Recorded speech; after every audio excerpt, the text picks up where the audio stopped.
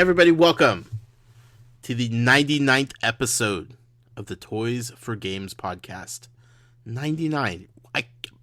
We are at episode 99. I cannot stress enough how crazy that number is. It's unbelievable. We're recording this on a very cold, very exhausting Thursday night, December 8th, 2016. I am one of your hosts, Josh Brown. I am joined by the man who's going to be in sunny SoCal as the new year rolls over to 2017, Jason Greer. Good evening, Josh. How are we doing? Fantastic. 2 questions.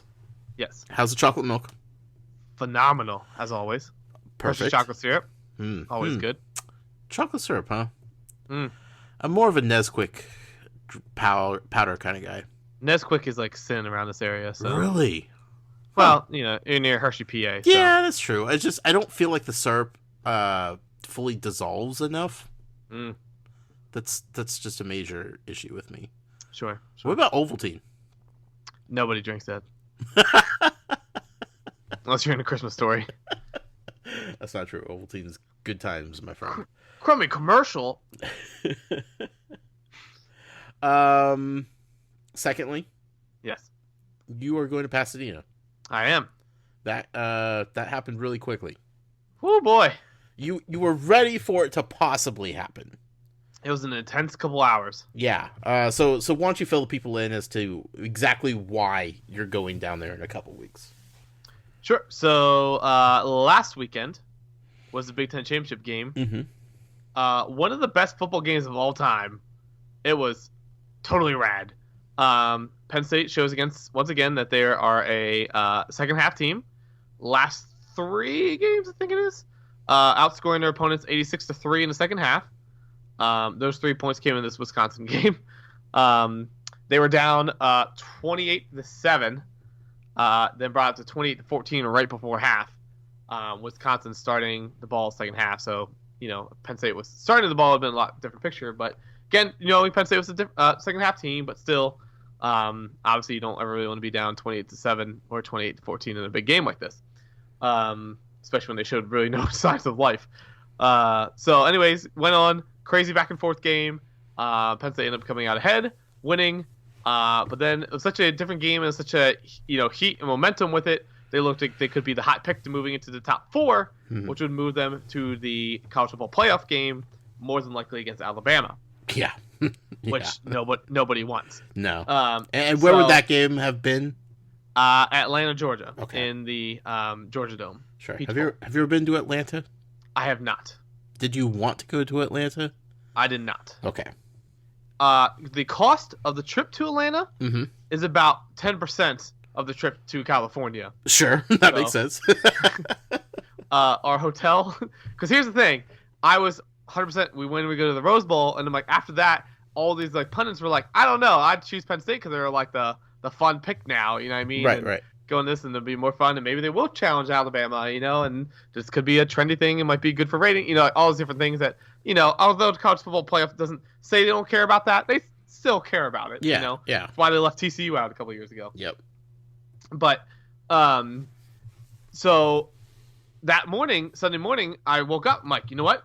I legit feel like they have a chance to go in that. So I booked 2 hotels, one in California and one in Georgia, because I had no idea. Sure. And I knew as soon as they announced it, they're gone. You know. Yep. And Holiday Inn, depending on what membership levels you have, stuff like that, you get free cancellations. Mm-hmm. What membership level are you at, Jason? I'm at the top. Okay. At the spot that when I went to the Columbus, Ohio game, I was on a members only floor. Who knew that was a thing? Found that out. So only the people in the know that's a thing. Yeah. So I have enough points racked up now that I think when Amy and I go on a trip in March, I think we stay the entire week for free. What? Wow. So yeah. So I was like, all right, I'm going to pick those, but I can't really pick flights. So those Southwest, I think, lets you cancel flights and you get your points. Like, you just get credit to use towards a flight later. So I could have booked a flight, but I wasn't ready to make that, that Sure. gets kind of chaotic. And I'm sure if I booked flight same day to 2 different airports. TSA will probably come after me. So Just trying to throw them off. yeah, so I was like, I'm not gonna do it. So I booked the hotels there, and then I knew like 12:30 Eastern time they were gonna announce where it was. So I was at McDonald's, and as soon as they said Penn State number 5, I'm like, they're going to the Rose Bowl, and off I went on there, tried to book flights. Flights were selling out from Baltimore to California as I was trying to check out. Wow. So going through, so eventually we got through there, paying a pretty penny for the flights, alone, paying a pretty penny for the hotel, a standard bed, single bed in a standard room versus a suite with a sofa bed and fridge, everything like that was a difference of $8 a night. Sure, why not? I'm guessing you went for the upgraded package. Oh, absolutely. I'm like, why? You're losing money, not. It was just Dad and I going originally, so I was like, who cares?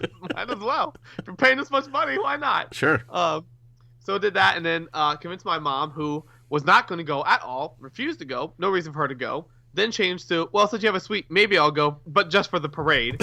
I was like, Mom, you're going to fly, be 6 miles from the Rose Bowl, and not go to the football games. Right. I'll watch in the hotel. No, you wouldn't. And I was like, Mom, I will not let you go that close and not go to the game. And I was like, I'm like, Mom, remember, this is not, it's going to be mid-70s. Perfect weather. There's no better weather anywhere on the face of the planet than Rose Bowl game at the Rose Bowl, you know? And I was like, it's all tradition, it's history, it's beauty, it's, everything. Just go to the game. It's not really a football game as much as a traditional event, And I was like, you'll enjoy all the pomp and circumstance of it all. So eventually she talked to some other people and eventually she decided she was going to go to the football game because she thought we weren't going to go back to the hotel after the parade, and she didn't really want to walk back to the hotel by herself. So she's like, well, I guess I'll go along to the game. Little does she know, the hotel is on the same street as the parade, and it's like 1.5 miles away. So really, she doesn't have to walk. She has to walk like 3 blocks. But I'm not going to tell her that because we bought tickets. Yeah. She'll find it out when we get there. So Too late. Yeah, she can't say no when she's there. Right. So anyways, excited to go to that. Not planning on going to Disneyland because New Year's Eve is the busiest day of the year at Disney. So I was like, as much as I love Disney, I would go, but my parents would not enjoy that one bit. So I was like, it's not really worth it for them to go down. But then the rumor is that they might be taking the blue band, to Disneyland. So Amy would go. If that's the case, then I am going to Disneyland. So we shall see. But I'm very excited. But yeah, so Amy obviously. So here's the thing: spending, pretty much, put it bluntly, a mild fortune on this trip. Whereas Amy gets 100% everything for free. Sure. Because she's going along with the band. Well, she's putting in the hard work. Right. Yeah. But anyway, so she'll be marching in the band. So if you're watching the parade, if you're looking at the band on TV, so like, facing the camera there, she'll be in the second row, whole way on the left. Okay. So if you're looking directly at the band, if they're marching towards you, she'll be second row, whole way to the left. If you're marching alongside the band, she'd be in the second row, whole way to the right. If that makes sense. Sure. Yeah. She kept wording it to me like, if you're marching with the band, I'm like, Amy, that makes no logical sense from my end. So we're going. Are you looking over... at their faces or looking at the back of their head? Like that's. Yeah. But the parade route's 5.5 miles, so the band director told them they're supposed to walk like 7 miles like a day over break, just to get used to it. That's a lot of walking. Oh yeah.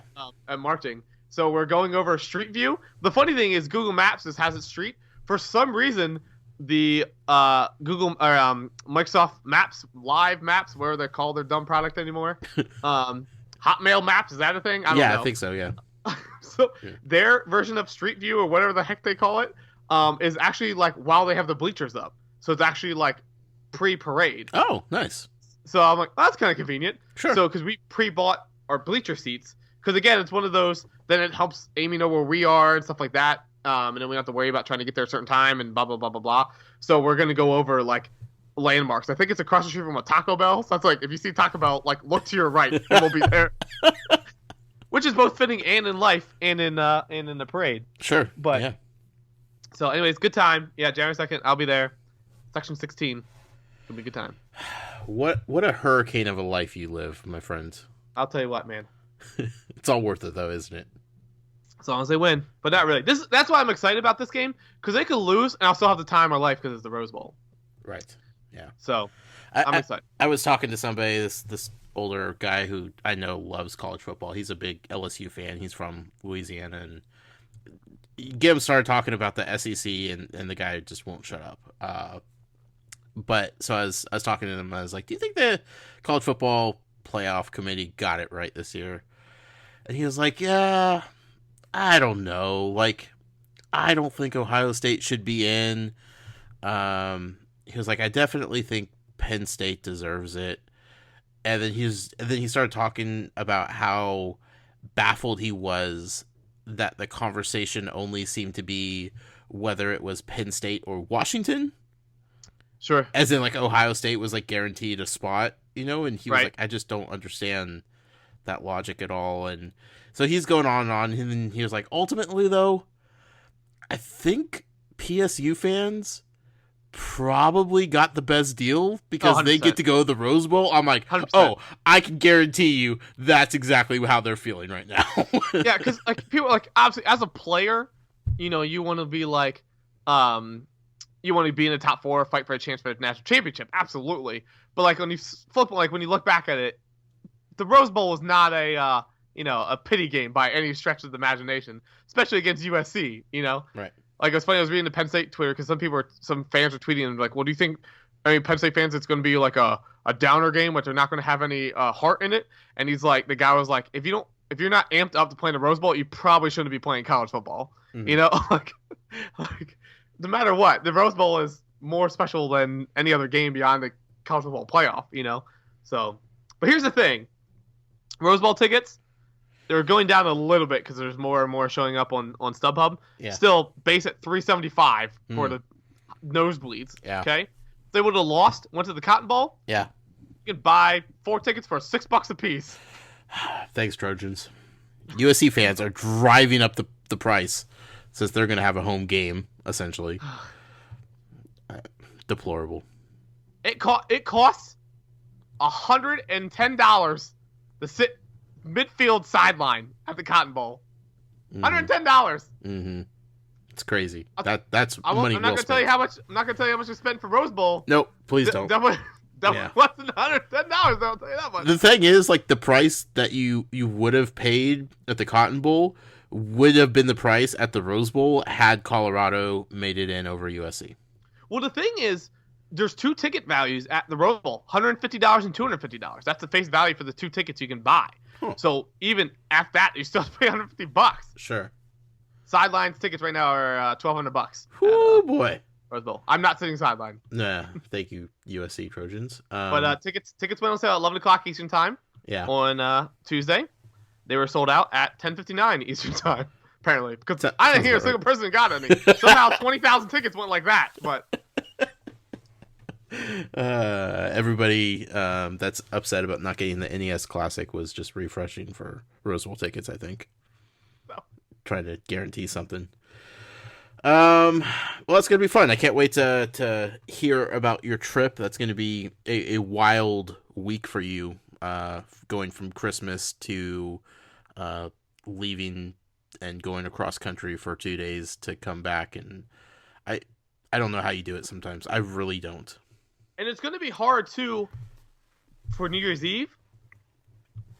Yeah. Because I always make fun of people who don't stay up for New Year's Eve. Yeah, when are you flying out? Huh? When are you flying out? The 30th. Okay. That's the other thing on top of all this. That's why tickets are so expensive, because it's the busiest friggin' weekends of the year. Sure. And so it's just like, eesh. So I'm doing TSA pre-check. I don't know if mom and dad are. I'm like, forget it. I'm not dealing with this stuff. You missed a flight. That's on you. You know? So then on New Year's Eve, it's technically going to be 3 o'clock Eastern time. I'm going to have 24 hours to adjust. Right. You know? Yeah. So I'm going to stay up till 3 a.m. Eastern time. So I mean, it depends. And again, I don't know where Amy's staying or anything like that. So like, if we can somehow, go somewhere or something like that, then. You know what the best part about New Year's Eve is on the West Coast? What's that? You celebrate at 9 p.m. Do you? Yes, because all of the feeds show the ball dropping in New York City at 9 p.m.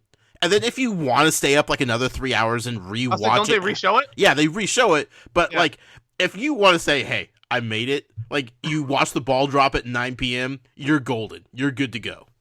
That's why the West Coast is the worst coast. Nah, but we could, but I will say, I only do direct flights. I don't do this, stop place, like, not worth my time and energy. But I'm like looking at this, I'm like, all right, maybe I'll fly into Bob Hope Airport. It's closer, won't be as busy. Yep. Could do that, or even LAX.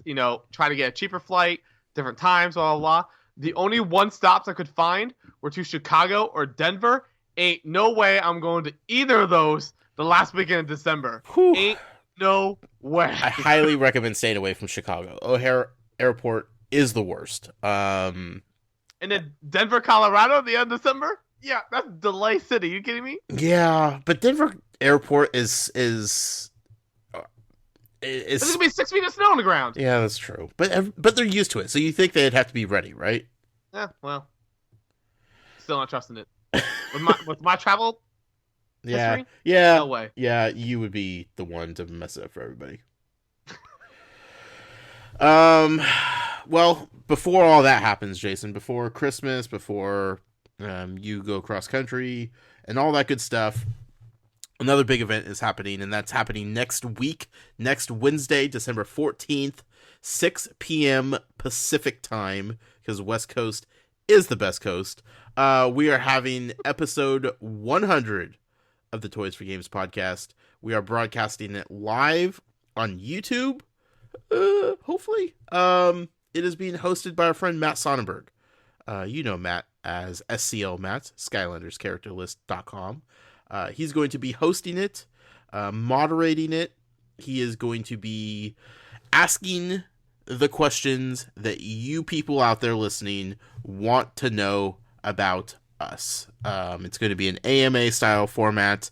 Anything you want to ask us, we're going to answer honestly, truthfully, with as much entertainment value as we possibly can. We do encourage everybody to kind of stick with the theme of our community here and keep it family friendly to the best of your abilities. But other than that, like, no holds barred, gloves off. Let's do this. It's going to be a lot of fun. I can't wait. We did it for episode 50. This year, I think we're going to this go round for episode 100. It's not going to be as drawn out as episode 50 was, but I think it's going to be a lot better. It's going to be a lot more fun, especially being live, being able to interact with you guys out there that are listening live. Of course, afterwards, it will be up on iTunes and Stitcher and everywhere else your podcast feed may grab from. But yeah, next week, next Wednesday, it's going to be big. It's going to be fun. It's going to be fantastic. If you have questions that you want to know about us, about the community, about our families, about Matt, we will absolutely answer every question aimed at Matt we possibly get. Send those questions over to the email box 100, that's 100, at toysforgames.com. I have a little write-up on the website, toysforgames.com, as well. It says episode 100. It gives you all the details as far as what kind of questions you should be sending in, how to format the email. But really, just start thinking about questions, get them in sooner. I'm trying to give Matt all of the questions ahead of time. I'm forwarding them all to him. I'm not even reading them, so I don't really know what you guys are asking yet. Jason definitely hasn't seen them. Not a clue. Yeah. But they have been rolling in, but don't wait too long. I want Matt to have time to organize them and figure out a game plan for how he wants to ask them on the broadcast, so it's not just one giant fiasco. But yeah, send them over. 100 at toysforgames.com. Fire away, folks. Fire. Don't make them Toys to Life related. Make them related to anything you want us to talk about. It could be. You could make them Toys to Life if you really wanted to. Oh yeah, absolutely can. But at the same time, we have every other episode for that kind of stuff. Right. You know. So have fun with it. We want to have fun with it as much as we can. And that's mainly going to come from participation from you guys out there. So get on it. Start sending them in. And it's going to be a lot of fun. Next Wednesday, December 14th, 6 p.m. Pacific time. With that being said, let's go ahead and start the show. First off, big thank you to executive producer George Torres, who I think might be in town sometime soon, and that's a bad thing because it is snowy, it is miserable, it is icy. This is not a time of the year when anybody should be visiting us. I would visit for that. No, because you would just laugh at everybody. Because when you deal with snow over in Pennsylvania, you just deal with it. It happens, everybody knows it's happening, and you just roll with the flow, right? Sure. This city is on straight up panic mode. Businesses were mostly closed today. Schools were closed yesterday for today because of the possibility of snow. Sure. I drove by so many businesses. They're just like, nope, we're off today. Too much snow. Jason, we've had like maybe an inch of snow. Maybe an inch of snow. That's funny. We've had some freezing rain. We've since had some regular rain that started to melt everything. It is the most overdramatic weather situation you could possibly imagine. Like, this was going to be Snowmageddon 2016, end of the world. People are buying emergency supplies in the store because of how fearful they are of what's going to happen. It's ridiculous. So if you were to visit us during this kind of weather, you would have a good laugh. I guarantee that. I see. That's why I would want to go. When you said this though, I'm trying to find the link on it. There was. Did you see the study about the snowshoes recently? I have not. There was a study done by people in Toronto where they, like a research facility up there, where they were testing all the different kind of like snow boots out there. They tested like 100 different kinds to see like how there it is. RateMyTreads.com is the site that they put it on.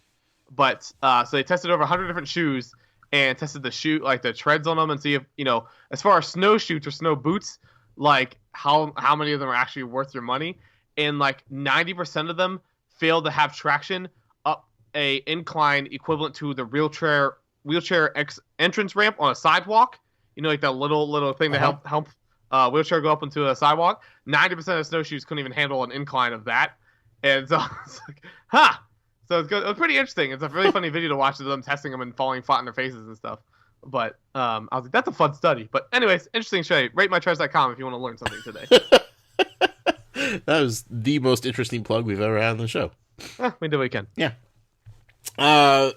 Big shout out and thank you to show sponsor Devin Lachinsky.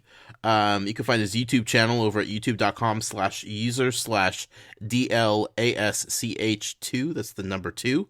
Devin made it back from PSX. He had a lot of fun. He sent me some pictures of there. Big Mike went to PSX as well. Unfortunately, they weren't able to meet up. But Devin had a lot of fun.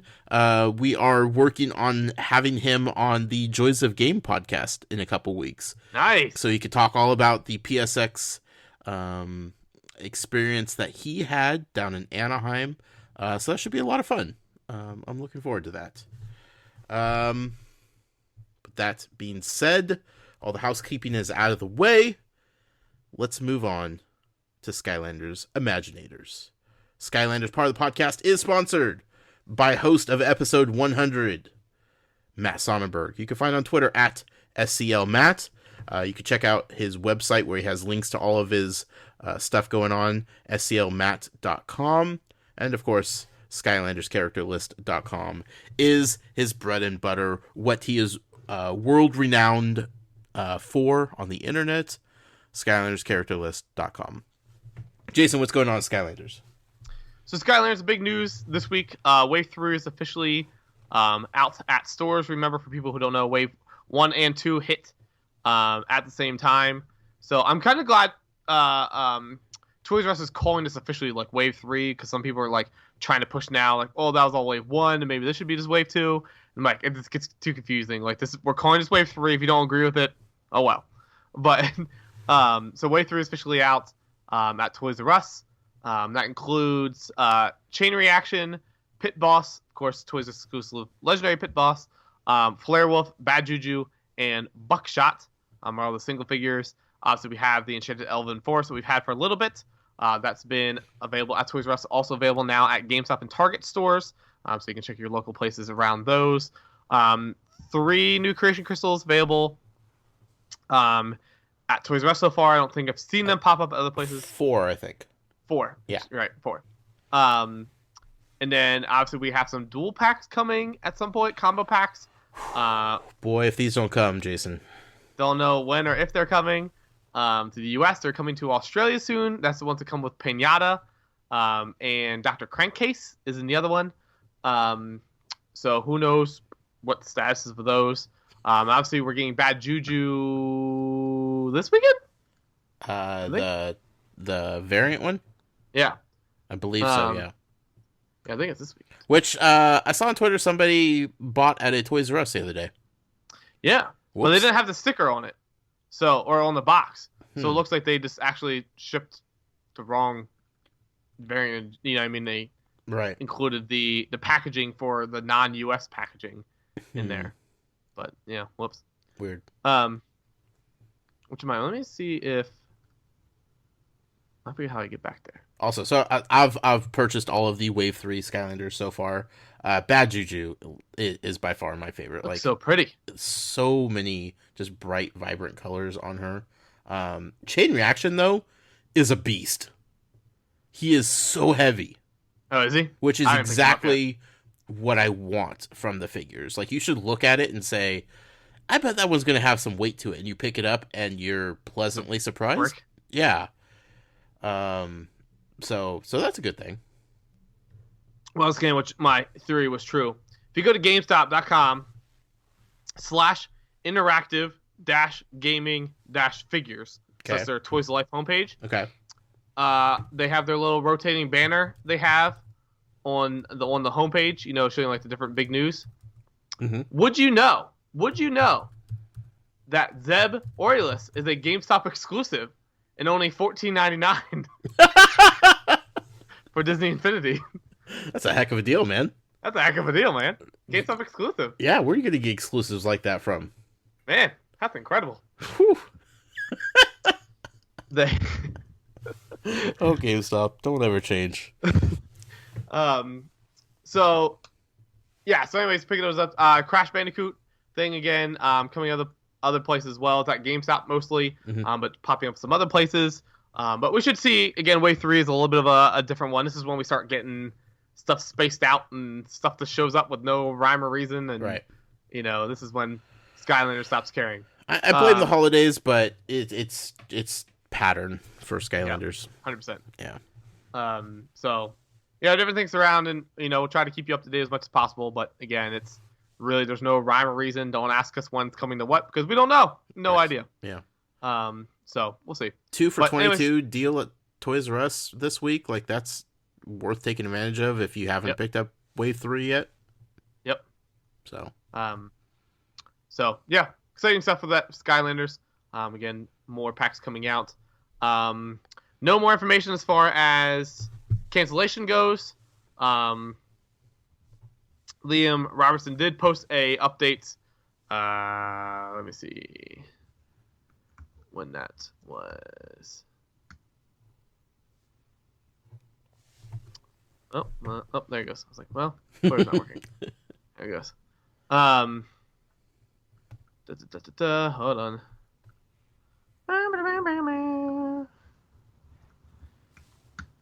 This is very thrilling. Oh yeah, podcasting. I know. This is solid radio. Keeping people in there. There, December 5th. Tweeting out, I'm surprised that I'm the only one covering this situation with Skylanders. Many jobs are at risk. We'll update soon. Was one update he posted, and I know he posted another thing.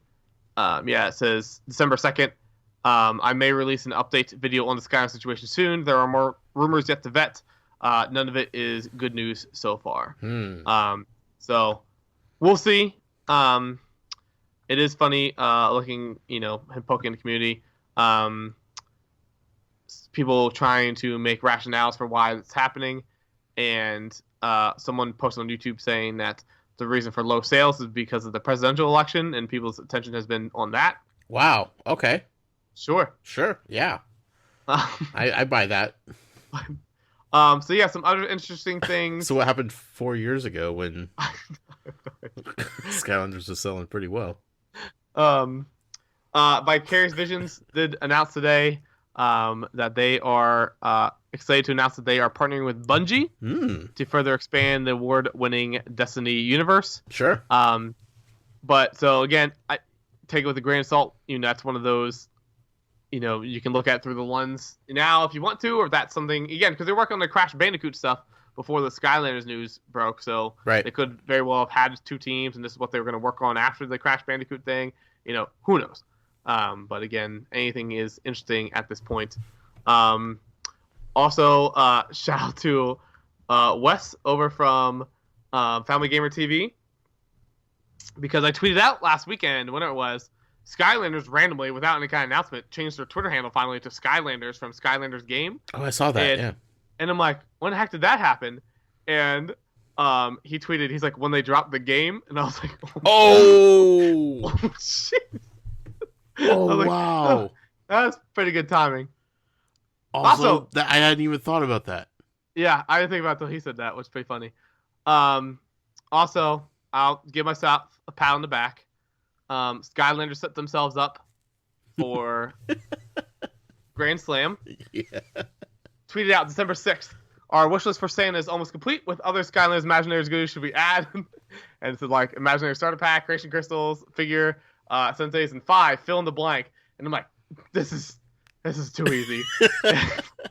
And I was like, I really want to do it quick because it's funny if you click on the picture, like to be the first thing to show up, the first response. Yep. And I'm like, I gotta go quick. So I just Googled I didn't have time to make the picture, so I just Googled Skylanders, Yawn Traps, Thrillipede, and the first 2 images are 2 images right next to each other in Google Images. I'm like, perfect. Just screenshotted that and just tweeted that out because they weren't even the same image. They're 2 different things. Right. But just tweeted that.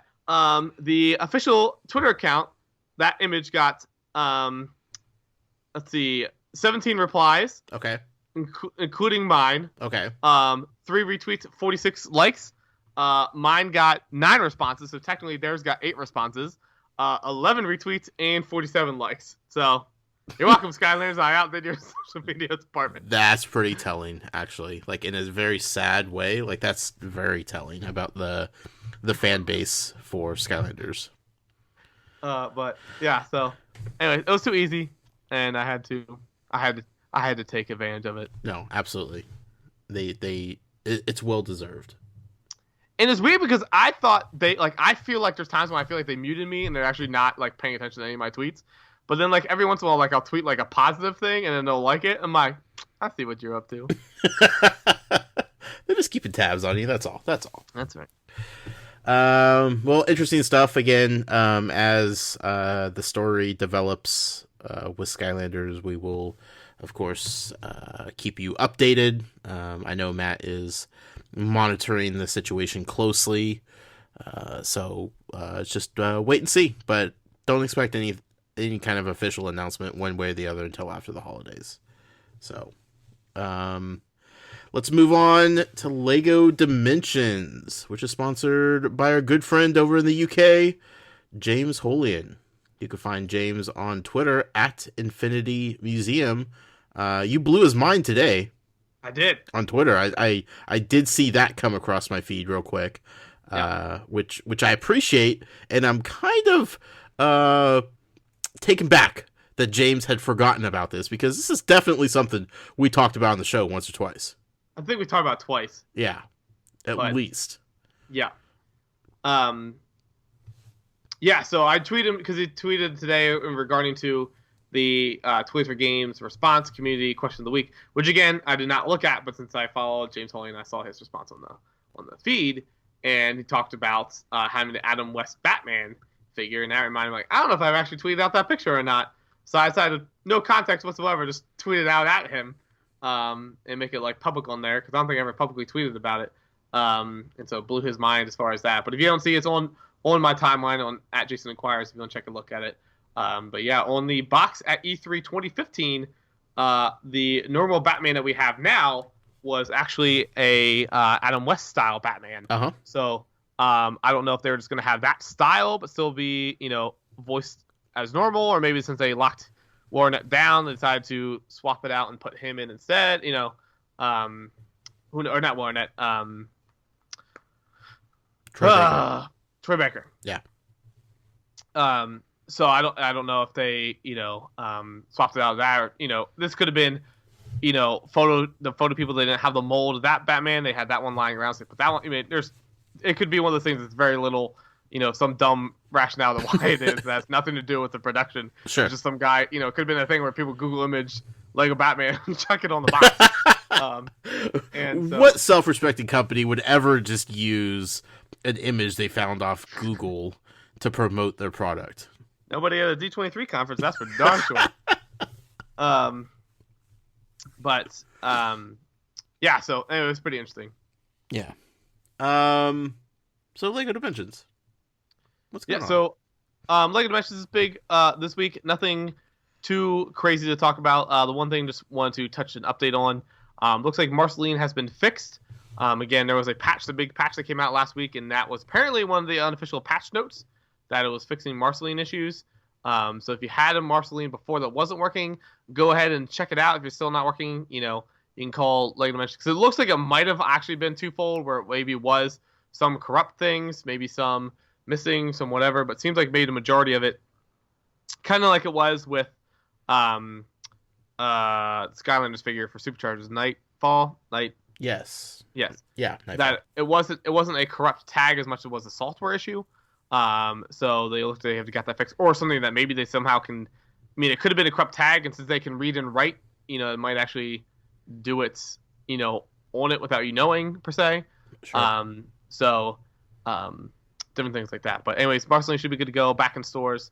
Check it out again. If you had one before and it wasn't working, try it out now. See if it works. If it doesn't, you can still get your free swap out. Yeah, my Toys R Us today is overfloweth with Marceline. Like 8 different pegs are just filled with her, which is pretty cool because they have the buy 2 get 1 free sale going on for fun packs. So it was nice to be able to buy her on some sort of sale. So yeah, check your local Toys R Us, which is a permanent exclusive that we know of.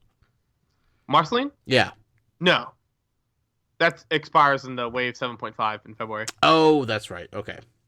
Temporary exclusive. Yes. That's right. So yeah, I can't wait to check her out and see what she's like in game. So yeah, stay tuned for that. Next on the list, let's talk about Amiibo. Amiibo is sponsored by our good friend Michael O'Driscoll, who you can find on Twitter at amiibo_museum.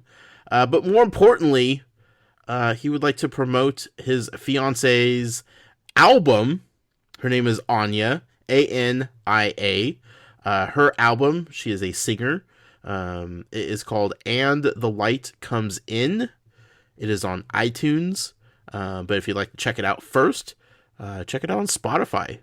Just look up the album, take a listen to it, see if you like it. If you do, definitely support her. Michael would greatly appreciate it. I know how proud he is of her and what she's done with this.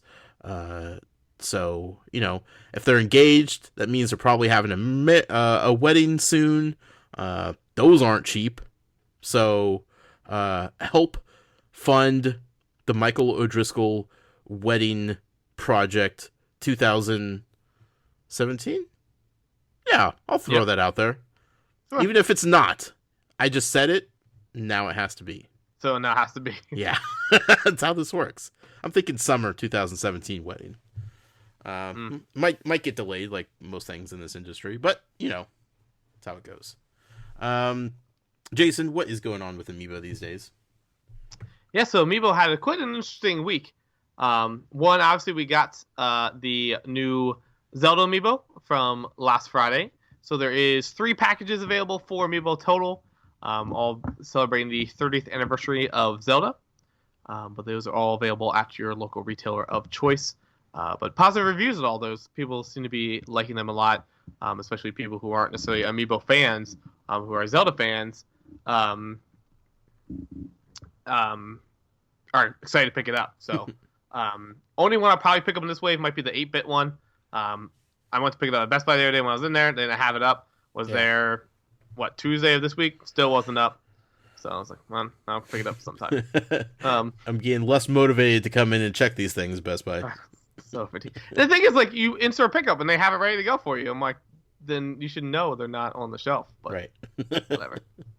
But speaking of those, Breath of the Wild is coming soon, next year, on the Switch and the Wii U. We did get some confirmation for what the Zelda amiibo do from this line. The 8-bit Link will reward you with a random number of barrels.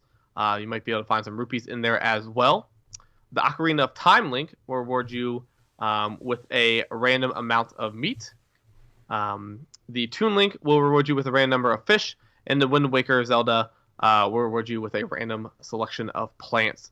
And I guess between all four, they will also sometimes unlock a legendary chest, I guess is what they're saying. Mm-hmm. So we'll see what happens with that. But again, to see the functionality going in there, again, it's always fun to see Amiibo do something. Sure. Especially something like that. And again, that's one of those, harmless things where it's not doing too much, but it's enough that, it might be worth tapping it on there if you have them.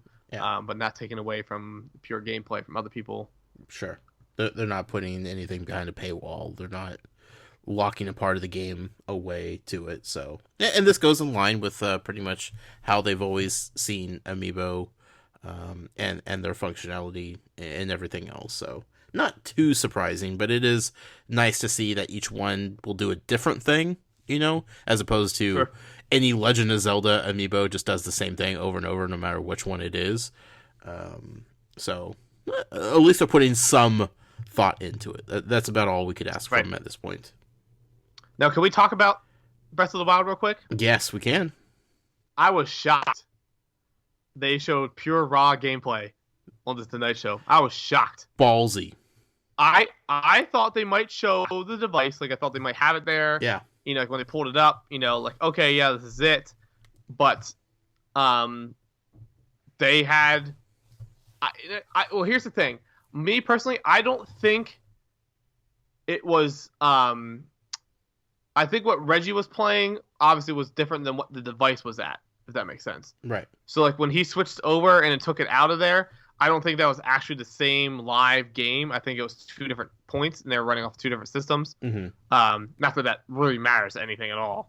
But it was interesting to see. It was super ballsy, like I said. And then, especially, again, to let a non-Nintendo person take over and do it. Let Jimmy do it. They let him pull up the kickstand. They were like, because he did take the things out, and then maybe they told him not to touch those. Sure. But when you give it to somebody, there's a chance that they're just gonna throw away everything. Jimmy Fallon, you can do whatever the crap you want. Yeah. What are they gonna do? Like shove the NDA in his face that he signed before? No, he's Jimmy Fallon. But it was super interesting. Great to watch. Super Mario Run looks fun. Some people are still on like the concept of it all, but I think it's great. Can't wait to play it. Could be great. Comes out Thursday, the day of the early releases for Rogue One, so it'll be a great line killer. Sure. For that, but I don't understand people that are like upset about Super Mario Run that like it's not what they want. Like, what else do people want? Do they want like a full proper Mario game? Because if they do, those are the same people that will never buy that game and play it because nobody wants that on a mobile phone. Right. I think it's fun to test the waters with it, Yeah. And there's more than just a runner to it. I mean, there's other aspects to it as well. So I'm excited to check it out. And again, it's just the beginning of it all. So Nintendo's gonna make so much money from this game. It's gonna be so stupid. It's ranked. Estimations are 3rd right now, all time. It's gonna be behind Pokemon Go, which is number 1. Sure. For like the fastest whatever, and then Clash of Clans, and then it'd be this one. But like that alone is ridiculous because it's a $10. Like I don't know how they're gonna separate it because every download is free, and then if you want to unlock the full game, it's an in-game purchase. Sure. But like the amount of money they're going to make on a $10 purchase, especially knowing people are going to be more apt to that because they know there's not going to be additional charges after that. Sure. No microtransactions. It's like a one-time fee. You get this game. Maybe down the road they'll include a new skin or something, to make the game look different or something. But for the most part, that $10 is going to be all you're going to be paying for this. That's appealing. I mean, $10 for a iPhone game is scary to some, but when you stop and think about how much more money people put into the games that are just jam-packed with microtransactions, it would be nice to have that cap on a lot of games. And I would say too, I'm glad $9.99. That's about the most I'm willing to spend on a mobile application. Right. Right now, like Bully Scholarship Edition came out today, full game of Bully, available iOS and Android, $6.99. No brainer for me. Sure. For a full-fledged game on mobile, because some of like the Final Fantasy games, whatever it was, or Dragon Quest, whatever, like $14, $15, $17, $20. It's pushing it. Yeah. But like 6 or 7, even if you only get a couple hours and you don't end up liking it. Sure. But because I'm fully okay if they can make actual full-blown games. I wish they do.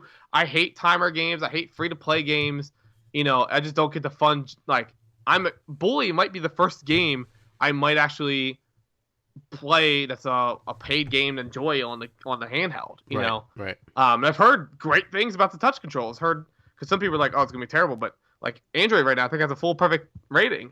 And everybody's saying like, I thought the controller's gonna be terrible, but it's not. So I'm gonna buy it and play it tonight. Cool. But so we'll see. But I think the price point's great. Yeah. And I mean, it's a Nintendo game, and Nintendo pushes out quality products. They don't anything that comes from them in-house studios, like it's going to be worth whatever they're charging for it. I do want the shirt that Miyamoto was wearing. No, that weird. Just the whole thing, the whole presentation of them being on Jimmy Fallon was just so well done, and it kind of rejuvenated, I think, a fan base that has still been skeptical about Nintendo and what they're going. Sure. Seeing Miyamoto playing the guitar with the Roots, like, come on now. Right. Yeah, pun not intended, but there does seem to be like a new breath in Nintendo. Yeah. Coming in with this. The only thing that makes me nervous is, and again, all console launches, like all phone launches, things are going to be hard to get.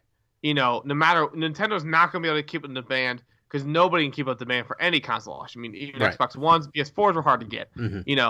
But if they do it as bad as NES Mini, stuff like that. I mean, they haven't shown any, way of proving that like everything's going to be fine. Right. But if they could somehow keep stock high enough and keep, the rumored that $250 price point. Whew. If they keep stock up at $250, watch the heck out, man. Yeah. It is going to sell like hotcakes. Yep. Yeah. It appeals to a lot of different gamers in that respect. So, BOXBOY. BOXBOY 3 is coming. Who would have ever thought we were going to talk about BOXBOY on this podcast? Yeah. Here's my thing about BOXBOY Amiibo. Yeah.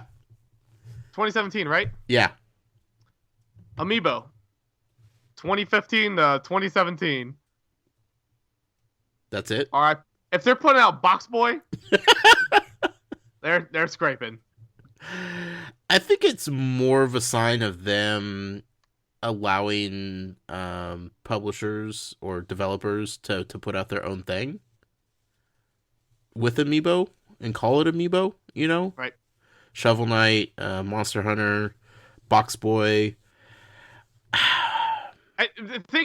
My opinion of it is that they are realizing the creativity aspect of it's gone, and they're just going to milk it for it till it's done. Yeah. Yeah. So, the Amiibo cards, there's like the new ones, stuff like that. And granted, they're putting updates in old games and stuff, but, the new Amiibo cards don't really need to exist. Sure. The BOXBOY Amiibo definitely doesn't need to exist. So, we'll see. Yeah, I see what you're saying, and I think the problem has been the problem since day one. They went into Amiibo thinking that they were going to do Toys to Life differently. They were going to not make it make an Amiibo required to play a game, but it was going to be add-on for not just that game, for many other games in the Nintendo library. And Right. since, day one, sure, they're great collectibles, but not once has anybody like really been excited about using an amiibo in any way, shape, or form. Right. And again, because this goes. Jason has had a mini newscast with Lauren, Nintendo newscast last week, talking about Skylanders, and about how Nintendo did the smart thing with not, pushing them to a single game. Mhm. I think, but then you're making the argument that amiibo aren't toys of life. Right. That's not really defending and saying they made the right decision. Yeah. Because that's basically all you're making an argument then is that Nintendo did a smart thing in making a collectible figurine line, which obviously they did. Sure. But same thing like that. Disney has, how many lines of collectibles does Disney have? Or, Lego has this blind back. So you can make that argument for it as well. This is expanding into it. So yeah. If you're making that argument, you're not saying they made the smarter toys of life argument. They're making the smarter toy argument. Right. But again, I'm not saying that was a bad decision. I'm just saying that if you're making that argument, you're acknowledging that amiibo are not toys of life. Yeah. But because again, who gets excited about toys of life functionality in the amiibo? Nobody. Everybody just likes collecting them. Yep.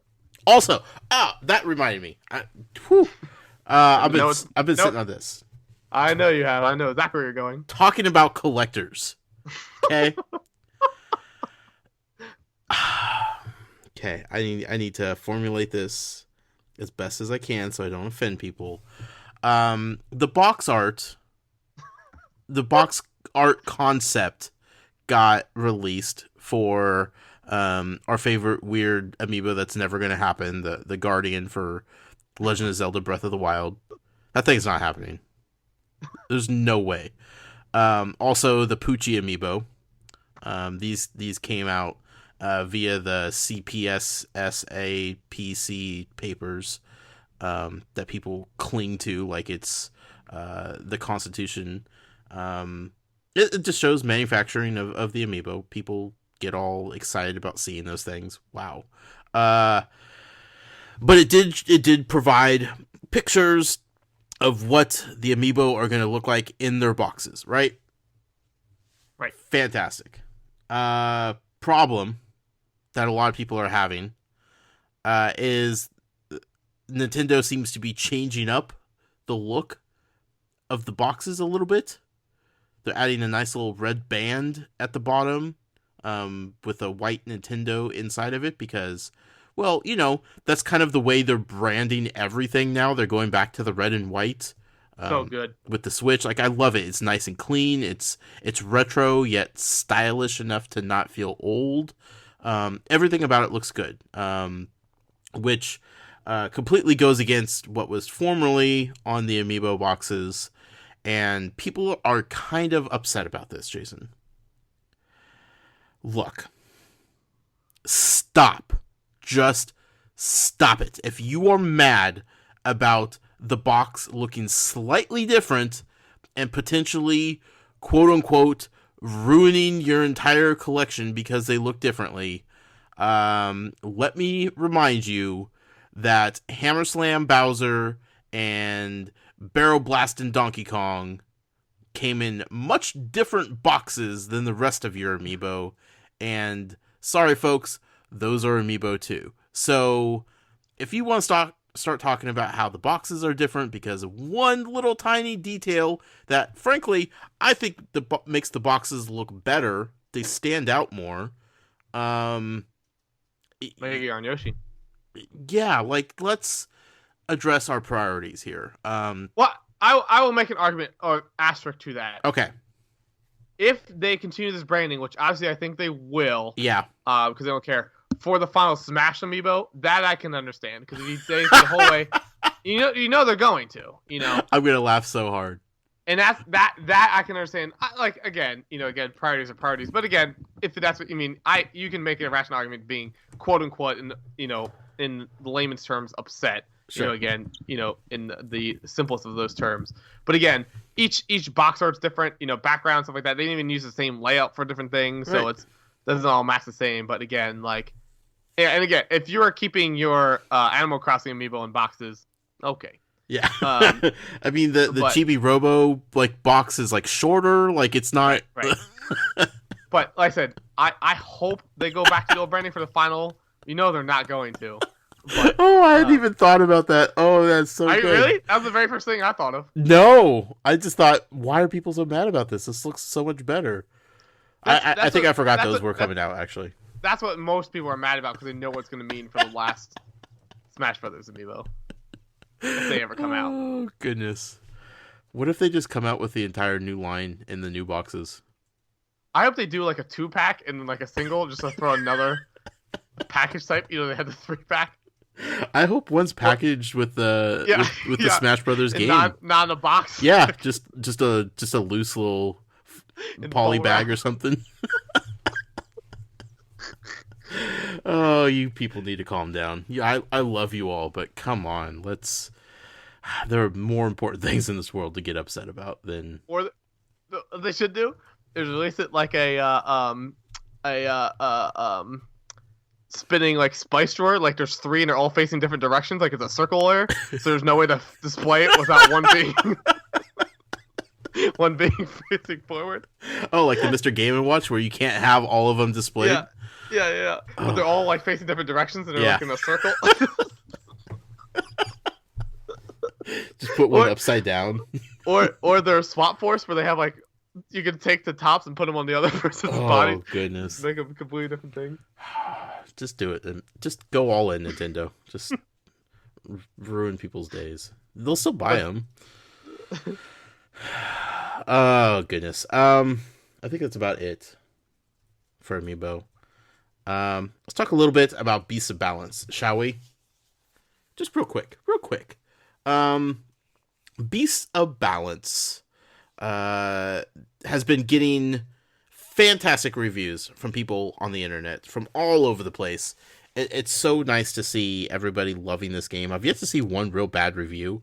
Most of them have been like exceptional, which is super awesome. I'm just so happy for him. I'm still working on the stuff that I'm trying to do for the Beasts of Balance content for Toys for Games. It's coming. Life and work has just been very stressful recently, but it's coming. I promise you that. But also, it seems that Beasts of Balance will be on Amazon.com, at least the UK version of Amazon. So congratulations to them. That's a real big thing. I know members of the team have been tweeting about how weird it is to see the game in board game stores, like sitting there on a shelf. Like I'm sure that's a very surreal thing for the people that work so hard on this game. But yeah, so them being on Amazon, that's a big thing. But yeah, I'm happy for them. I'm super excited. They deserve every bit of it. So we will continue to follow the progress as more people get their hands on it. Soon we'll be talking about Light Seekers again because that's happening soon. You should be getting yours by the end of the year, right? Yeah, I mean that was the rumor, or at least that was what they said. So yeah, the beta. We'll see. Yeah, I was saying with the Beast of Balance, and I'm still flipping back and forth what I want to do. I'm half tempted to take it with me to the Star Wars premiere and use that as the time killer. Ooh. Could be free like publicity to everybody. But like on the same time, then I have to take my iPad and the thing and keep that with me because I don't want to put it in the car because it's going to be like sub-freezing temperatures. Yeah. Obviously, I don't want my iPad out there, and I probably don't want the Bluetooth base out there either. Sure. So, and I don't really want to take it in the movie because I don't really, like, with the popcorn stuff everywhere. So, I don't really know what I'm going to do with that. But yeah. Have you played it yet? Sometimes. No. Okay. I was waiting until Amy gets back because then I was going to go to my brother-in-law and sister's house because they like board games. It'd be fun to play with them. Awesome. Because I was like, oh, I'll pull it out and do it. I'm like, I don't really want my first experience to be like me by myself. Right. Well, actually, I've played it a few times by myself when I was watching a movie just for practice sake. It's still pretty fun. Like, oh, I fully believe it. I just don't want my first experience to. No, I get that. Yeah, but like, Val looked over at me one time and she was like, "Are you just playing that by yourself?" I'm like, "Yeah, I'm just stacking stuff." She's like, well, you're not just stacking because you have the iPad open. Like, you're actually playing the game. I'm like, well, yeah, okay, I'm actually playing the game too. So the only thing that sucks is when the pieces fall down and there's not other people around the table to catch things. So then I'm scrambling all over the floor just trying to pick up everything that dropped. But it's definitely meant to be played with more people, but it's totally playable one person when you're trying to strategize and come up with fun and unique ways to stack stuff. So that's about it for the news, Jason. Yep. Let's move on to the community question, shall we? The community question this week is sponsored by Evan Parker, aka the Lone Goldfish. You can check out all of his gameplay activity over at twitch.tv/the Lone Goldfish. He is sponsoring the community question this week because actually it was his idea to of what question to ask this week. This is entirely a question asked by the Lone Goldfish, Evan Parker himself.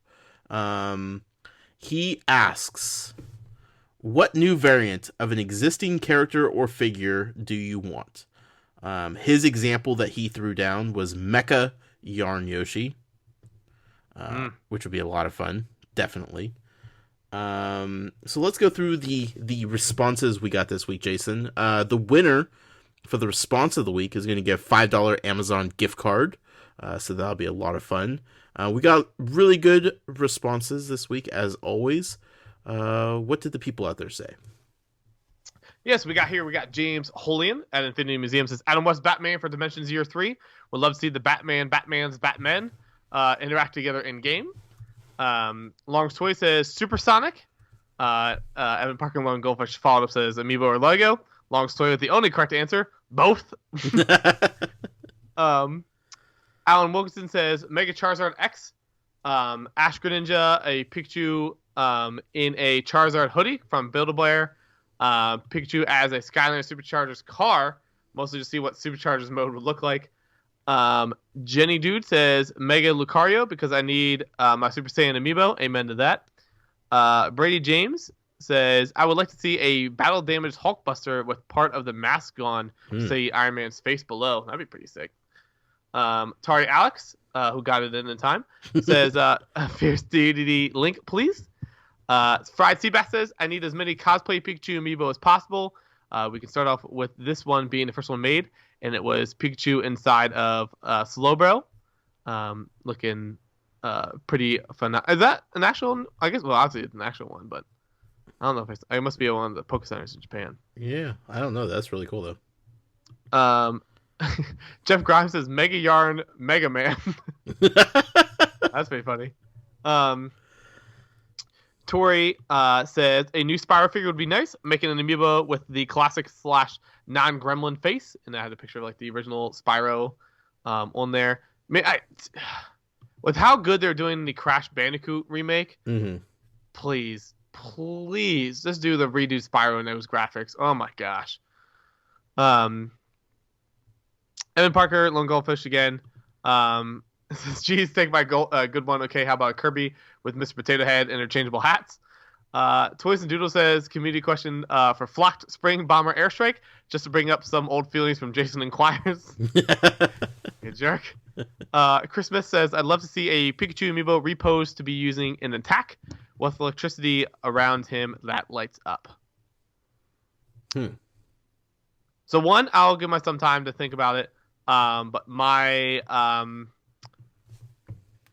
personal opinion, for me, although it might be cheating because it was supposed to be a variant and got canceled, but those mega 6-inch premium 6 to 10-inch 12-inch Disney Infinity things, still want those. I mean, that Lightning McQueen one, oh my gosh. Whew. But Goodness. Yeah, that's what I would say. What would I want? Man, that's a good question. I don't know what I'd want. I want everything, Jason. Everything. But I just want Pinata, really, when it comes down to it. One that you can lick and taste like candy. Oh, God. Yes. That thing would be gone so quick. So who won this week? Who's the winner? That reminded me office fails. Office party fails. I think it was on Jimmy Kimmel. Okay. All right, not Jimmy Kimmel, Jimmy Fallon. And their hashtag Wednesday that they do. And one person said they went to a Christmas party where they had a bunch of drinks and bottles inside a piñata. And when they hit it, they didn't really process what would happen. So it, like, shattered glass and everything, and glass was like flying everywhere, like into people's skin and stuff, and the people had like, glass and stuff. How do you not think about what's going to happen there? Well, I guess the logic is people are gonna like lightly hit it, but again, people are gonna wail on a piñata. Yeah, don't care absolutely. what anybody says. It's like wail and it's shattered, and the shots everywhere. And there's video of this? It was just a tweet. I'm sure this happens multiple times. I'm sure there's video if you look somewhere. But. Sure. Well, I don't want to see that.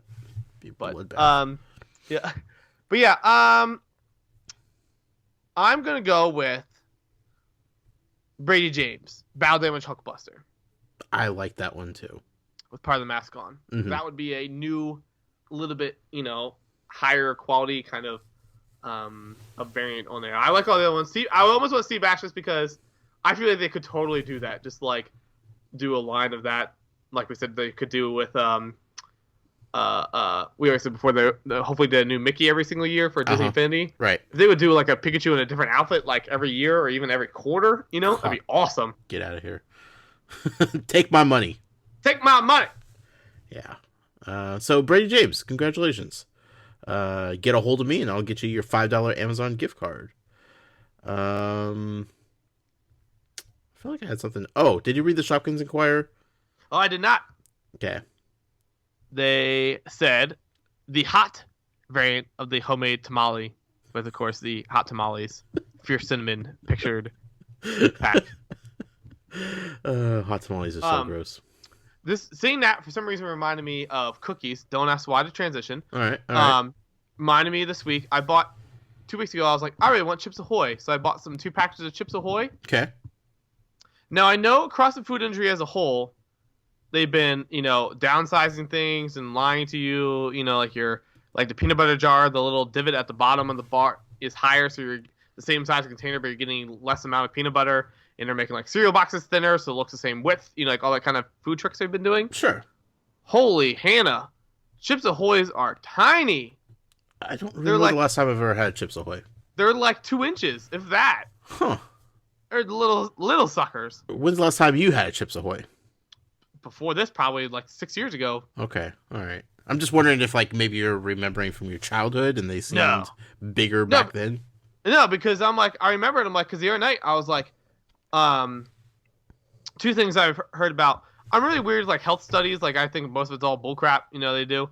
John Oliver does a last week tonight did a wonderful segment on health studies and or just scientific studies in general about how like most of them are shams. Right.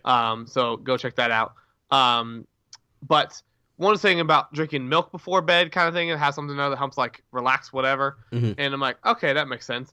And then one was like eating. It wasn't eating this like. I'm a late night snacker to the T, and so it said about if you eat like a spoonful of peanut butter because I guess it fills you up more and it releases whatever. Mm-hmm. So like I've been trying that kind of stuff. Well, anyways, when I had the milk, I was like, oh man, I have Chips Ahoy now. I could do the old fashioned cookie dunking. It's getting all ready to go, and you always have like issues dunking the cookie into the glass because it's too big. Sure. Yeah, that was not an issue. So also, I didn't know people did that with other cookies other than Oreo. Oh yeah, I do it with all cookies. Huh. I thought that was just an Oreo specific thing. And I will shout a local thing. Okay. Speaking of cookies, Hope's Cookies, hopescookies.com. I'm sure they probably ship everywhere. I don't know that for sure. You say that as everybody's Googling it right now. It's fine. It's fine. Go check it out. But are we going to collectively crash the website if we all go on? Probably. Okay. So, anyway, started by a girl back in 96. I think it was sometime in the 90s or something. Was her name Hope? Yes. Okay. And she was a college student and was like upset that store-bought cookies like taste like crap. Like why couldn't you make store-bought cookies taste like freshly baked cookies? Right. So she made these ones that are like I think they're all natural. 100% natural cookies. Yeah, ingredients wise. Yeah, no chemicals, no artificial colors or flavors, no preservatives. Only enriched with dark and white chocolates. Blah blah blah blah blah blah. Anyways, these cookies are delicious. Legit, probably the best cookies I've ever tasted, homemade or not. Wow. They're phenomenal. It's high praise. There's a company that sends us. This is the best part about working the front desk, or I do at my job. All the Christmas gifts get in, I get first dibs. Sure. That's how it works. Yeah. You have to vet it. You have to source it out. Make sure nothing's poisoned. That's right. So anyways, there's a company that sends them to us. The problem is, like when you order these things, I don't know if you can order. I guess you might be able to. No, you can't. Like you can only order like gift things. Like you can't just order like I just want 12 chocolate chip cookies. You have to order it like for whatever box you want to do. Sure. But they are so good. I legit cannot emphasize enough how good they are. So if you're looking for cookies for somebody, give these a shot. I've had the chocolate chip, the white chocolate macadamia nut, which is my favorite one. Also had the snickerdoodle, but legit, they're soft, they're big, they're cookies from your childhood. Wow. But they're based in Philly. I have an update on the shipping information for this. Okay. You could get ground shipping 1 to 2 business days. If you live in Pennsylvania, New Jersey, Delaware, New York, Maryland, Virginia, DC, and Connecticut. You could do second day air shipping, which is 2 business days, not including the day the order is shipped, to all other states. That's probably like, what, $25? It didn't say. Yeah. Or you could do overnight shipping. Sure. For all those cookie emergencies.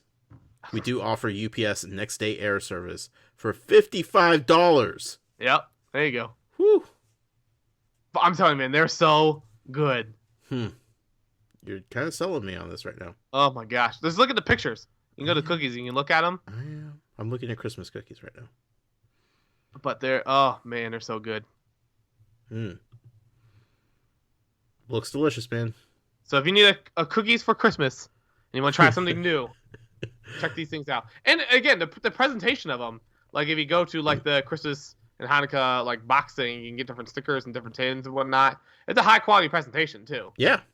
That's important for your cookies. Yeah. Speaking of cookies, do they still make Keebler Elf cookies? Oh yeah. Do they? Okay. I don't remember ever seeing those in stores in a long time. Yeah, they still make them. I don't think they're as big as they used to, but they still have them. Those are pretty legit. I think Oreos are number 1, right? Yeah, I would say so. Yeah. But I think I like Keebler Elves over Chips Ahoy. Maybe. That might be controversial. Let's see. Where are we at? Oh, emails. Let's do some emails, shall we? Let's do it. Email part of the podcast is sponsored by our good friend Christopher Long over at Long's Toys. You can find Chris on Twitter at CLong83. And check out his YouTube page, youtube.com/user/Long's Toys. Doing great things over there. Go over, check out his videos. Subscribe. Be a fan, since he is so great to us and this community. We got 3 emails here tonight, Jason. I think everybody's saving them for the big episode 100 next week, which I totally understand. First one, this is from our friend Sean Doley. Says, hey, Toys for Games cast. It's been a while due to work, but I'm back to send questions and give you guys leaks. I realized a few days ago that the annual Toys for Games awards are coming up and would like to put my input in, if I may, for a few possible new categories for this year, which are listed below. Okay, so we're going to go through these, Jason. Let's do it. He suggests a best spin-off podcast of the year. We have several spin-off podcasts from this one, so that's a very possible category, I think. He also suggests a number 1 podcast award for Random Tangents, aka the best tangent of the year.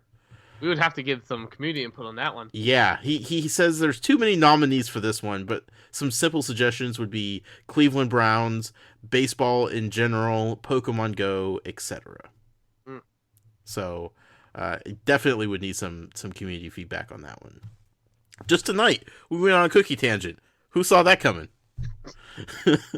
I've been thinking about the cookies all day, so I knew it was probably going to happen. But sure, but we went from hot tamales to cookies, so let's just put that out there. Community contributor of the year. Nominees could be community members who have contributed the most to the show. Example, most emails, Twitter comments, inquire this segments, community questions answered, etc. I like that. That sounds fun. Also, running gag of the year. Newt Salamander, the Sea of Options, etc., etc.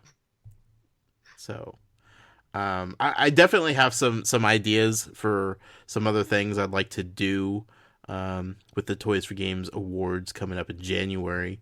But those are really good suggestions. I like those. I might have to try to incorporate some of those, if not all of them, into the awards. So, see, I like a lot of those because there's some of those ones would be fun because, again, there's the whole debate we had last year, and we're going to have the debate again this year as far as proper voting procedures. I mean, to be open about it, we wanted to, have voting for other people, but then obviously for the community, but then obviously we knew we were going to get a bunch of votes from people who weren't involved with the community, just coming in, just like all online polls, so we, push stuff. To be blunt about it, when Amiibo was so big last year, we were afraid that people were going to run wild with all the Amiibo stuff when they obviously weren't the winners for that category. And so the problem wasn't Amiibo fans being hyped about Amiibo. It was Amiibo fans that were so disrespectful to the other Toys to Life games. Correct. Yeah. So that's why we kind of came with the formula we had last year, and which I think worked fine. I didn't hear too many complaints from the people in our community with it. Right. But I was saying that we do stuff like that, it could be 100% like you and I hands off, Sure. And it's all community vote, which would be fun to have some awards that are 100%. It's up to you. Yeah, so definitely. I think that'd be fun. He finishes the email. Let me know what you guys think. And early congratulations on reaching 100 episodes. I'll be sure to send in some questions for the AMA. Keep the community awesome. Yours sincerely, Sean Dolly. So thank you, Sean. We will take those into consideration. Once we get past episode 100, it will be full steam ahead into Christmas, New Year's, and the Toys for Games award show, which is right around the corner. So, very excited. Very excited. Next email is from DMU Girl. She says, here are this week's questions. The first category is all Toys to Life. If you could design a figure yourself, what Christmas-themed variant would you make? What Christmas-themed variant would you make? Of any figure? If you could design a figure yourself, yeah. So what Christmas-themed variant would you make of any existing figure, I guess? It's a tough one. I have seen a lot of people tweeting out customs of the Bad Juju in Christmas colors, and it doesn't look that bad. Okay. So bad Juju for figure like that wouldn't be too bad. I mean, Pinata. Of course. Yeah, I don't. We have to be in our Skylanders figure because typically all the other Disney figures don't really work as well. I mean, if we're doing like completely remolds, like not just painting, but like adding stuff on. You could have done a Mickey variant easily. Yeah. Even something from like the Christmas Carol one, but so I would say maybe something like that, or maybe something stupid like put a Santa hat on Hulk or something stupid. Sure. Harry Potter and Lego Dimensions. Yeah, and a lot of things in there. Which Toys to Life game or product would you recommend this Christmas to somebody out there looking? Which current Toys to Life product? Yeah. Lego Dimensions. Yeah, I think that's the easy answer. Speaking of Lego Dimensions, if you could only have one figure to play the entire game with, which one would you pick? Supergirl. No, I'm just kidding.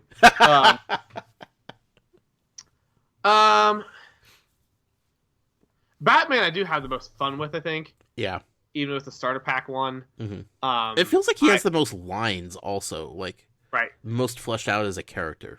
And he's one of the most fun like Lego characters in general. Like obviously they have a lot of experience playing him, but like right, I felt like default playing the game when you just playing with one character to get through stuff, I'm typically always playing as Batman, as boring as it is, just because I have the most fun with him. Sure. That or Wonder Woman I have, except for the music playing every single time she's flying. Yeah. Ugh. Gets old. I find myself putting Harry Potter on every time I play. Sure. He's been a lot of fun to play with. He does some really cool things. So that would probably be my answer. And then one last one for Amiibo. Considering the BOXBOY Amiibo, are there any other weird choices you would like to see as figures? I think they need to make a whole Shovel Knight line. Sure. Of all the different characters, all the different knights. I say they need to go all in on that. They need to do shoot, why am I blanking on it? Steam World Dig. No, balloon fight. Oh yeah. You know, God, that would be weird. Something just random like that. Sure. Just for kicks and giggles. Bubble Bobble. Yep. Something retro. So thank you, DMU Girl, for the email as always. Last email of the night. This is from our good friend Alex at Atari Alex on Twitter. He writes in and says, "Dear Josh and Jason, hypothetical future. The year is 2026. Josh is supreme mugwump of the International Harry Potter Fan Club and still manages to host 86 podcasts. Jason sold the Inquirer's sites for mass profits, and after a series of smart investments in strawberry farms to increase his fortune, is now the owner of the 76ers. I'm very confused by like how you got to be the owner of the 76ers and I'm the president of a fan club. But hey, listen, I met Will Smith, who is a part owner of the 76ers, and made magic happen. He and Amy have been married for 8 years and recently had triplets. Oh. Shopkins Inquirer is in his 6th year as president of the United States. I can see that happening. And has somehow managed to remain anonymous. It is now federal law that every day be recognized as Matt Sonnenberg's birthday. I mean, I'd sign that law. I don't know where this email is going, but let's continue. I'm loving it. The Nintendo Switch has become the most popular video game console ever made, and 75% of the global population owns at least one, launching Nintendo to become the largest media and entertainment conglomerate in the history of mankind.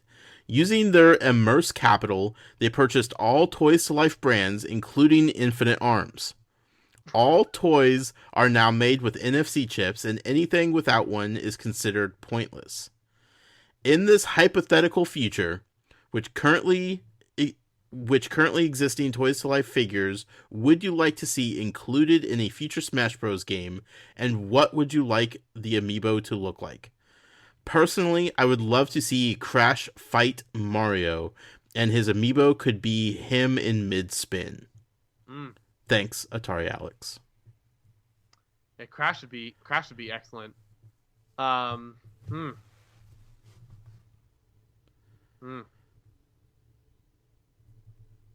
Batman. Batman. Yeah. Batman in a Smash Brothers game? Pinata. Oh, jeez Louise. Hulkbuster? I know, I was thinking Hulkbuster. Yoda? Yoda would be good. I'm trying to think like something that's not in a Toys of Life currently. So I'm trying to think. A Ninja Turtle. Yeah? Yeah? I'm just trying to go through video games in my head. Kratos would be good.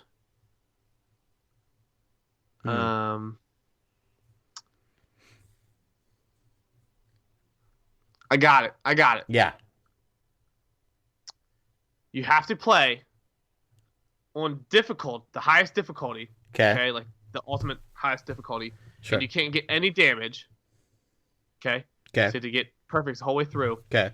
But if you play as Gordon Freeman from Half-Life, highest difficulty, no damage the whole entire way through, you'll get to hear him say one word at the end of it. Because he doesn't speak in any of the games. So that'd be like a reward for it. Huh. Interesting. That'd be tough. Would be tough. That'd be tough. Alex, this is a ridiculous question, but I love it so much. He says, P.S. I know this is a long way of asking who you want to see in Smash, but I started thinking of all these jokes and couldn't think of a good way to tie it in together. Oops. P.P.S. Happy birthday, Matt. Happy birthday, Matt. Happy birthday, Matt. Here's the thing. I'm going to say this right now. Sure. That was hilarious. Yeah. 2, I'm going to put this out for everybody. Okay. If you can make I'll repeat this multiple times throughout the next couple weeks. Okay. I want a challenge of people to make their own hypothetical stories, futures. Okay. Like that. Okay. And they have till, we'll use it as the closing for the award show, whenever we schedule that in January. Okay. Whichever one you and I vote for, that makes us laugh the most, can win 3 figures of their choice. Ooh. Okay. Within, obviously, like, realm of possibilities. Excluding the impossible to get variants and such. Right. Okay. Fair enough. Email that to Josh. Yep. Hypothetical future. Subject, hypothetical future. Yep. It doesn't have to be 3 paragraphs worth. It could be whatever, you see fit, whatever you think is going to be the winning submission. Yes. Yeah. Put some thought into it. It will be due the week before the award show. So you have at least until like mid-January. Yeah. So that should be good. I like that. That's a fun little thing. That was fun. I feel like there's a lot of potential and stuff. So. There is. And if anybody could maybe come up with a hypothetical feature that involves me being more than just a president of a fan club, that'd be fantastic. Congratulations on your future triplets, though. Yes, thank you. Twins do run in the family, though, right? Well, Well, the thing Amy and I have been joking about recently is that both her and I have repeatedly made jokes about, like, other people having twins, like, all the time. Right. And I think Amy said it's on her side of family. I think it's more important on the woman, like the mom side. Okay. I think on twins or whatever. So anyways, that's our bet, is that we're gonna have twins or triplets because we make fun of everybody else and keep pushing on everybody else, and that's what's gonna happen. But I mean, you have been joking with your sister since all the time, forever. So very likely. So hypothetical futures, send those in, but don't start yet because in a week we're going to be doing episode 100. We need all of your AMA questions sent in before then, so Matt could arrange them, so he could ask them. I want all of your thinking, creativity, power harnessed into episode 100. After that, then we'll unleash it on the hypothetical feature coming up after that. But episode 100, next Wednesday, December 14th, 6 p.m. Pacific time. It'll be live broadcast. You can join in on the chat. Word on the street is Amiibo Jason is going to be in the chat. So we definitely need some folks in there to keep him in check because absolutely, he's going to try to derail the entire thing. He's been waiting for this opportunity since the moment he met us. Do not let Amiibo Jason win. But please send in your emails with questions for us to answer in the AMA style format of episode 100. You can send those over to 100@toysforgames.com. Jason, it's been a fun week, my friend. It's been a fun show. I am stoked for episode 100 next week. I cannot wait. Indeed. Where can people find you at in the meantime? I will say, also shout out to my 76ers. Snapped a franchise record-tying 23-game road losing streak with a 99-88 victory of the Pelicans tonight. Okay. Their first road victory since January 20th, earlier this year. That's impressive. They are now undefeated in the last game on the road. But yeah, so if you want to follow me, you can follow me personally at twitter.com/JasonInquires. There'll also be the Instagram, Facebook, and YouTube name as well. You can also head to Brick Inquirer and Skylanders Inquirer for all your Toys Life news. Absolutely. You can follow me personally on Twitter at The Noise with a Y. Follow the show on Twitter at Toys for Games. I know I've been quiet the last few days, but work has been strenuous. I intend to get back on social media quickly, I promise. Email us anytime you'd like to. Podcast at toysforgames.com. Send in those hypothetical futures, but don't do so until you email questions for the AMA episode 100 to 100 at toysforgames.com. Join the Facebook group. Join in on some great conversations. Say hello to Ken. Facebook.com/groups/toysforgames. Visit the website, toysforgames.com. And if you'd like to support us and what we do, you could do so over on Patreon. Patreon.com/toysforgames. With that being said, we will be back next week for episode 100, the live broadcast, as long as everything goes according to plan. It's going to be a lot of fun. Jason, I look forward to it. I hope you have a great weekend, my friend. Thank you. And I hope all the listening audience out there does as well. And until next time, we'll be back for episode 100. Happy hunting, collectors.